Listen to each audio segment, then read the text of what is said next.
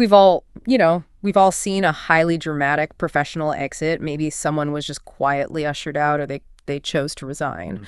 But what we have in the source material today is something far more explosive. We're talking about the active removal of a company founder. By his own family, no less. Exactly, by his own family. And they tried to frame it as a celebratory retirement. This deep dive is really about a high-stakes corporate and creative drama that's, well, it's fundamentally about betrayal and a succession plan that has failed so spectacularly it threatens an entire fashion empire. Okay, so let's unpack this. We're talking about Forrester Creations, a global powerhouse in couture. Right. And it's undergoing this massive internal fracture because the founder, Eric Forrester, is basically no longer considered necessary by his own heirs. Exactly. The entity at the core here is Forrester Creations, built entirely on Eric's legacy and his vision.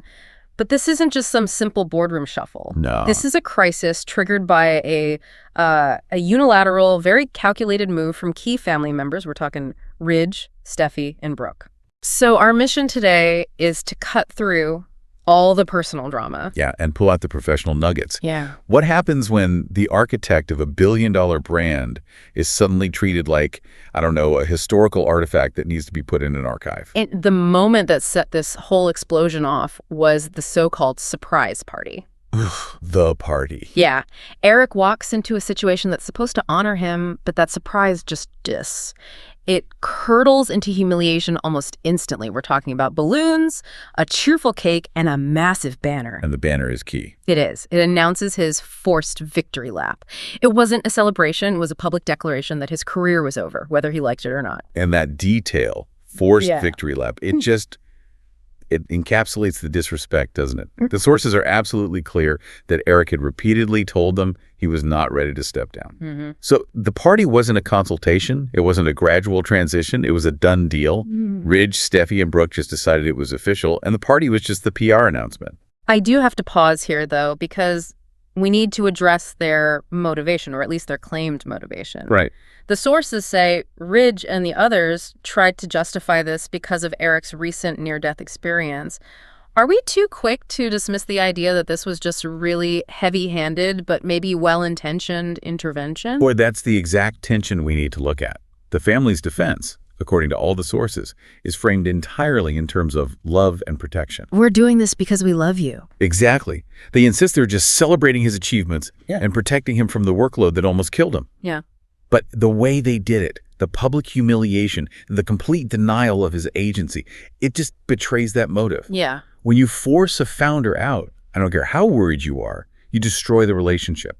You guarantee a hostile outcome. And from Eric's perspective, the person on the receiving end, those words of love must sound like the ultimate condescension. This isn't just about a seat on the board for him, it's his entire professional identity. Our source material points out that Eric still sees himself as one of the most talented designers in the industry, maybe the most talented. So he hears their protection as them rejecting his comeback, his talent, and his vision for the company he built. What's fascinating here is that this is a textbook case of founder psychology colliding with a catastrophic failure in succession planning. When a founder is still creatively dominant, forcing them into retirement creates this massive vacuum. Right, the whole company's identity is tied to him. It's inextricably linked to Eric's design genius. By treating him like a liability that needs to be managed, Ridge and Steffi have basically signaled to the entire market that FC's core creative identity is now, well, unstable. And that instability, of course, led to the breaking point. Eric's response was volcanic. It was a total rejection of their attempt to control him. He fired back at Ridge with what the sources call the raw truth. And that raw truth was searing. It went way beyond just hurt feelings. Eric essentially laid bare his professional assessment of his own son. Wow. He accused Ridge of not just disrespecting his wishes, but of lacking the creative originality needed to lead the company forward. He said Ridge doesn't listen, doesn't respect his wishes, and crucially, doesn't support his comeback. So he's saying Ridge's actions are really driven by a desire for control. Complete unchallenged control, not by genuine respect for the founder's capacity. It really paints a picture of a father looking at his son the heir apparent, and basically saying, you're only pushing me out because you know you can't fill my shoes creatively. Devastating. It is. And Eric's ultimate declaration was that he will not be pushed aside or boxed into retirement just because they're afraid of the stress. He's rejecting their whole narrative. And we should mention the other people in the room, Donna and Daphne Rose. Right, they were there. They were just quietly watching this all unfold. But their presence is really significant. They represent the quiet dissent, the people who actually understand Eric's commitment and capability. They're witnesses to the disrespect. It's a great detail. It shows the fracture isn't just between father and son. It's spreading through the whole organization. So here's where it gets really interesting. Given that level of toxic confrontation, Eric has to find an exit, right? He can't stay there. But where does a man like that even go? That's the real corporate shockwave. Yes. His countermove. The initial reading, you might think it's pure revenge. But the sources point to a brilliant strategic countermove. Eric is ready to leave Forrester Creations and join forces with his greatest rival, Bill Spencer, at Spencer Publications. I have to say, when I read that in the sources, my jaw dropped. I did not think the countermove would be that aggressive. But why Spencer? What makes that strategically viable? Because the environment over there it's ripe for it. There's this parallel storyline happening with Katie Logan. She's also feeling professionally undervalued, pushed aside at her current job. And Bill Spencer has been actively trying to get her to come back to his company, promising her respect, appreciation, a powerful position. So you have two high-profile, highly experienced professionals, Eric and Katie, both feeling slighted and looking for a place that respects their vision. Exactly. And if Katie goes back to Spencer Publications, she suddenly becomes the key person encouraging Eric to join her. They're emotionally aligned. And let's not overlook Bill Spencer's motivation here. Oh, absolutely not. Bill isn't just looking for a new designer. He's buying a front row seat to watch Ridge completely unravel. He probably sees this as the greatest Christmas gift Ridge ever gave him. I think so, yeah. His motivation is twofold. One, he gets Eric's unparalleled brilliance as a designer, and two, he gets the pure, unadulterated satisfaction of strategically getting under Ridge's skin in the most public and most profitable way possible. It's corporate warfare. Fueled by spite. And you have to contrast the two companies. Forrester Creations is all about tradition, legacy, and right now, stagnation. Spencer Publications, under Bill, is aggressive, modern, it's risk-taking. It's the perfect place for a designer who needs to prove he's still modern. Absolutely. The proposed role for Eric at SP would be the exact opposite of being boxed in. He'd be offered full freedom, zero interference. What kind of role are we talking about? Well, the sources detail a few possibilities.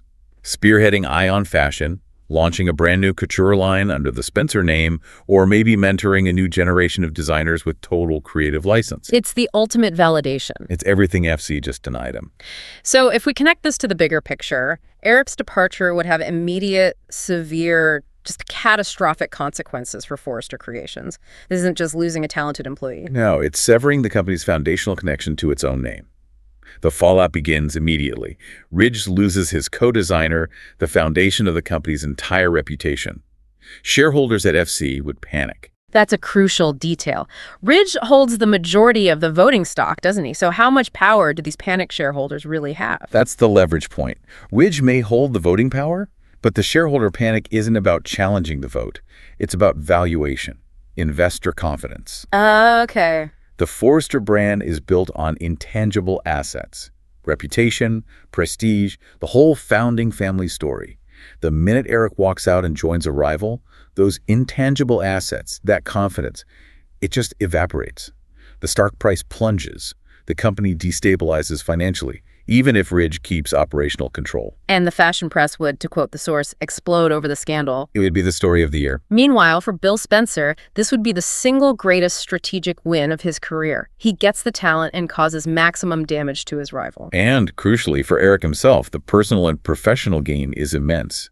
He finally gets complete control back over his life, his career. No more forced retirement, no more patronizing speeches. He gets a fresh start, a new home. And a chance to prove, again, that his talent and passion have not dimmed one bit. He achieves agency, which is the exact thing Ridge tried to strip away from him. The summary of the power shift here is it's stark. Ridge pushed out the founder, secure his own control over FC, but probably without fully realizing the monumental blowback that's about to hit him. He won the battle, but he may have just lost the war for the company's future. So we've arrived at the ultimate choice for Eric. stay where he's contained and disrespected, or move to an environment that offers total freedom, control, and respect. Backed by a rival who is motivated purely by spite to see him succeed. Which is a powerful motivator. This raises an important question, though. The entire conflict hinges on motive. Was Ridge genuinely worried about Eric's health? Or was that surprise retirement party fundamentally about ego and ensuring he and Steffy had unchallenged creative control? What do you think? I think the execution of the party, the public humiliation, it suggests that even if the motive started as care, the action was fundamentally about control, and that's what destroyed the relationship. So, what does this all mean? This whole high-stakes saga really illustrates a profound professional lesson. Rejection can be the single greatest catalyst for a fresh start. Eric is pursuing a new creative home because he understands that staying where he's undervalued will only stifle him. The ultimate irony is that Ridge tried to save Eric from stress, but by robbing him of his professional agency, he forced Eric into the most volatile decision of his entire career. It's true. So if you're feeling contained or disregarded in your current role, maybe the dramatic exit, even to the competition, is the only path toward regaining your agency and respecting your own vision. Thanks for diving deep with us.